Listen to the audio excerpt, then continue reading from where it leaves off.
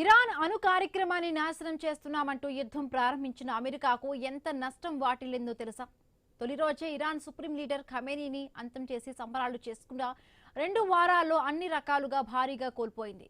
Gulf దేశాల్లోని America సైనిక స్థావరాలపై Iran చేసిన ప్రతిదాడుల కారణంగా అవి ధ్వంసమయ్యాయి. కొన్ని చోట్ల నుండి కార్యకలాపాలు సాగించలేని పరిస్థితి నెలకొంది. ఈ ఖర్చే 8,000 కోట్ల రూపాయలు ఉంటుందని అంచనా వేస్తున్నారు. ఇరాన్ కూడా చాలా తెలివిగా ప్రతిదాడులు చేస్తోంది. ముందు గల్ఫ్ దేశాల్లో ఉన్న అమెరికా రాడార్ వ్యవస్థలన్నీ ధ్వంసం చేసింది.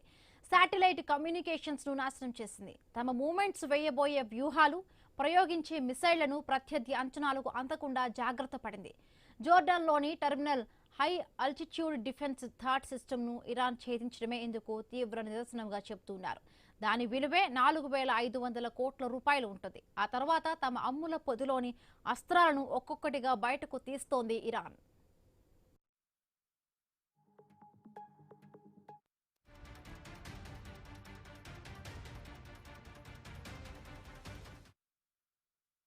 గల్ఫ్ దేశాల్లోని బిల్డింగులు, మౌలిక వస్తువుల డ్యామేజ్ అదనపు నష్టంగా చెబుతూ ఉన్నారు. ఇది 3,000 కోట్లు ఉండవచ్చని రక్షణ రంగ నిపుణులు అంచనా వేస్తున్నారు. కువైట్లోని అలీ అల్ సలీం స్థావరం, ఖతర్లోని అల్ ఉడీడ్ బేస్, సౌదీ అరేబియాలోని ప్రిన్స్ సుల్తాన్ ఎయిర్ బేస్ బాగా డ్యామేజ్ అయ్యాయి. వాటిని పూర్వపు స్థితిలోకి చేర్చడానికి మరికొన్ని వేల కోట్లు ఖర్చు చేయాల్సి ఉంటుంది.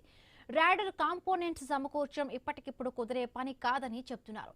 బహ్రెయిన్లో కీలకమైన 2 రాడోమ్స్ ధ్వంసమయ్యాయి.